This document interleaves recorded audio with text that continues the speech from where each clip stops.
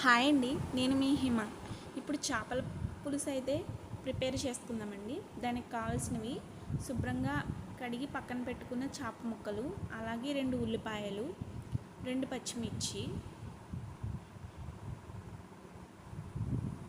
చింతపండు, కొత్తిమీర. అలాగే ఈ చేపల పులుసులో కావాల్సిన మసాలా కూడా ప్రిపేర్ చేసుకొని పక్కన పెట్టుకుందామండి. ఇవి ధనియాలు, మెంతులు, జీలకర్ర ఈ 3 వేయించి పక్కన పెట్టుకున్నామండి. అది మసాలా పొడి. అలాగే చిన్న వెల్లుల్లిపాయ కూడా తీసుకుందాం.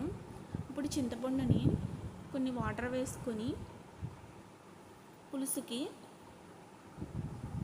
ప్రిపేర్ చేసుకుందామండి. ఇది పక్కన పెట్టుకుంటే నాని ఉంటుంది. అలాగే చిన్న వెల్లుల్లిపాయ తీసుకొని దీన్ని కూడా దంచుకొని పక్కన పెట్టుకుందామండి. ఇప్పుడు వెల్లుల్లి, ఉల్లిపాయ, 2 పచ్చిమిరపకాయలు ఇవన్నీ ప్రిపేర్ చేసుకున్నాం కదా. అలాగే చింతపండు కూడా నానిపోయింది. ఇవి మెయిన్ ఇంగ్రీడియంట్స్ అండి ఈ చేపల పులుసులో కావాల్సినవి. ఈ చేప నీచు వాసన రాకుండా ఉండాలి అని అంటే పసుపు, నిమ్మకాయ వేసి శుభ్రంగా కడిగి పక్కన పెట్టుకోండి. నీచు వాసన రాదు. ఇప్పుడు అలాగే స్టవ్ వెలిగించుకొని బాండి పెట్టుకుందాం. ఇది హీట్ అయ్యాక వాటర్ కట్ట ఏమీ లేకుండా బాగా హీట్ అయితే అవ్వనివ్వండి. అప్పుడు దీనికి ఈ కర్రీకి తగినంత ఆయిల్ అయితే పోసుకుందాం. ఇప్పుడు ఆయిల్ ఎక్కువగానే పడుతుందండి. ఆయిల్ ఎంత ఎక్కువ వేసుకుంటే కర్రీ అంత చాలా బాగా వస్తుంది. ఆయిల్ అయితే ఎక్కువగానే పడుతుందండి. కొంచెం ఎక్కువగానే ఆయిల్ వేసుకోండి. ఇది బాగా హీట్ అయ్యాక ఉల్లిపాయ అండ్ పచ్చిమిర్చి వేసుకొని కలుపుకుందామండి. గట్టితో కలుపుకుందాం. ఈ ఆనియన్ అనేది ఆయిల్లో బాగా ఫ్రై అయ్యి ఉండాలండి. బ్రౌన్ కలర్లో రావాలి. ఇది బాగా ఫ్రై అయ్యి ఉంటే పులుసు టేస్ట్గా ఉంటుంది. చూసారు కదా, ఈ విధంగా ఉల్లిపాయ అండ్ పచ్చిమిర్చి ఫ్రై అయ్యాక ఇప్పుడు ఇందులో చేప ముక్కలు అయితే వేసుకుందాం. ఇందులో పసుపు 1/4 టీ స్పూన్, అలాగే మీ దగ్గర కళ్ళు ఉప్పు ఉంటే కళ్ళు ఉప్పు కూడా వేసుకోండి. కళ్ళు ఉప్పు ఈ కర్రీకి చాలా టేస్టీగా ఉంటుంది. కళ్ళుప్పు ఉంటే కళ్ళుప్పు వేసుకోండి. కళ్ళుప్పు అనేది కర్రీ చాలా టేస్ట్గా రావడానికి అయితే యూజ్ అవుతుంది.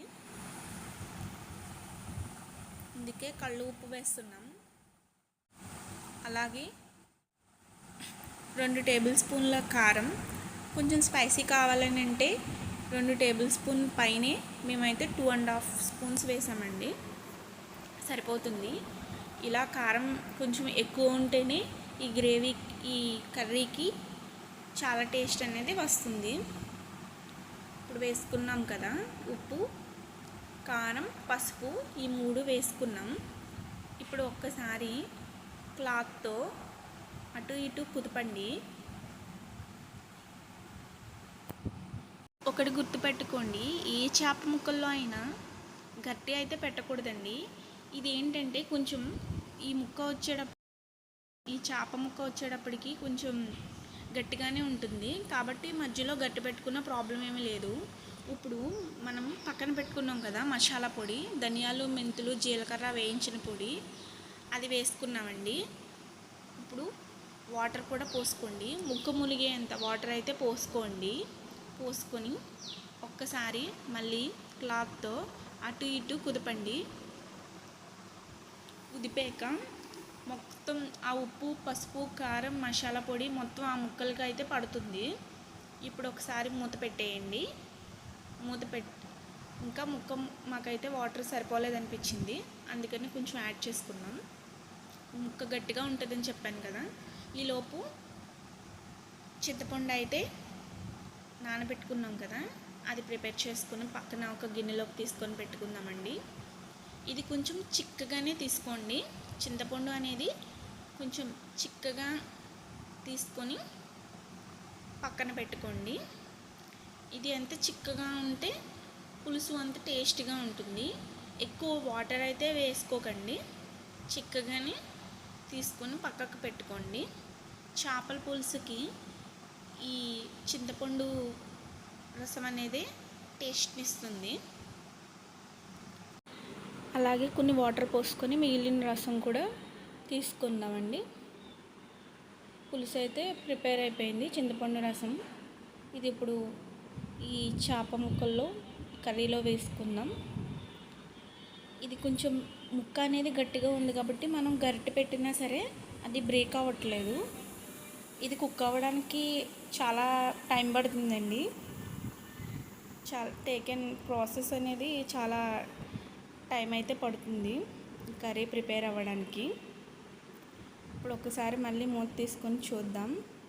ఇప్పుడైతే కుక్ అయిందండి. ఇందాక దంచుకొని పెట్టుకున్నాం కదా వెల్లుల్లి, అది ఇప్పుడైతే వేసేసుకుందాం. ఇప్పుడు ఈ వెల్లుల్లి వేసాక ఆ వెల్లుల్లి ఫ్లేవర్ కూడా ఒకసారి మూత పెట్టేసుకుంటే ఆ ఫిష్ ముక్కలకి అనేది మొత్తం పడుతుంది. ఆ ఫ్లేవర్ మొత్తం ఆ ముక్కలకి పట్టి చాలా టేస్టీ వస్తుంది కర్రీ అయితే. ఇప్పుడు ఒకసారి మళ్ళీ మూత తీసి చూద్దాం. ఫ్లేవర్ అయితే మొత్తం పట్టిందండి, చాలా స్మెల్ వస్తుంది. ఇప్పుడు చింతపండు రసాన్ని కూడా ఇందులో వేసేసుకుందాం. చింతపండు రసం వేసాక కర్రీని ఇంకొక 10 minutes కుక్ చేస్తే చాలండి, కర్రీ ప్రిపేర్ అయిపోతుంది. ఒకసారి మళ్ళీ క్లాత్తో కర్రీని కలుపుకుందామండి. ఇలా కలపడం వల్ల మనం వేసిన వెల్లుల్లి ఇంకా ఏమన్నా ఉప్పు ఇవన్నీ ఒక్కసారి ఫైనల్గా అయిపోతుంది కాబట్టి ఒకసారి కలుపుకుంటే సరిపోతుంది. ఆ ముక్క గట్టిగా ఉండడం వల్ల చూసారా, గట్టి పెట్టినా సరే బ్రేక్ అవ్వదు. ఒకసారి మూత తీసి కర్రీ కుక్ అయిందో లేదో చూద్దామండి. కర్రీ అయితే కుక్ అయిపోయిందండి. చింతపండు రసం వేసాక మనకు ఒక 10 or 12 minutes అయితే పట్టింది. చాలా బాగా కుక్ అయిందండి కర్రీ, ఇంకా అయిపోయినట్టే. ఇంక ఇలా సరిపోతుందండి. ఇప్పుడు ఫైనల్గా కొత్తిమీర అయితే వేసేసుకుందాం. కొత్తిమీర వేసుకోవడం వల్ల ఇంకా ఫ్లేవర్ అనేది పెరుగుతుంది, చాలా టేస్ట్ అయితే వస్తుంది కర్రీ. ఫైనల్గా కర్రీ అయితే రెడీ అయిపోయిందండి. ఈ కర్రీ మీకు నచ్చితే please like, share and subscribe చేయండి ఛానల్ని.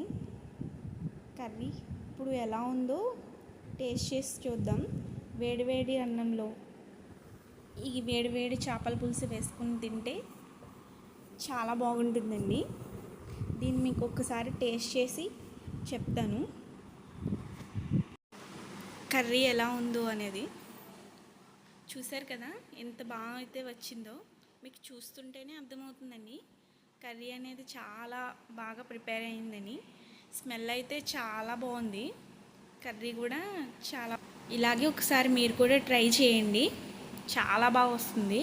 ఆ వెల్లుల్లి, ధనియా, జీలకర్ర పొడి ఇవన్నీ పట్టి వేసాం కదా వేయించి, అదే ఈ కర్రీకి చాలా టేస్ట్ వచ్చేలా చేస్తుంది. మీరు కూడా ఒకసారి ఇలా ట్రై చేయండి. వేడివేడి రైస్లో వేడివేడి చేపల పులుసు వేసుకొని తింటే చాలా బాగుంటుంది. కర్రీ అయితే అదిరిపోయిందండి, చాలా బాగుంది. నిజంగా ఒకసారి ట్రై చేయండి, చాలా బాగా అయితే వచ్చింది, చాలా బాగా కుదిరింది. ఈ చేపలో ఏంటంటే ముళ్ళులు అయితే ఎక్కువ ఉండవండి, ఓన్లీ మిడిల్లో మాత్రమే పెద్ద ముళ్ళులు ఉంటాయండి. అంతేగాని మిగతా చేప అంతా కూడా చాలా సాఫ్ట్గా మెత్తగా అయితే ఉంటుంది. చాలా టేస్ట్గా కూడా చాలా టేస్ట్గా ఉందండి. ఒకసారి మీరు కూడా ట్రై చేసేయండి. మన ఛానల్ని కూడా సబ్స్క్రైబ్ చేయండి. Thank you.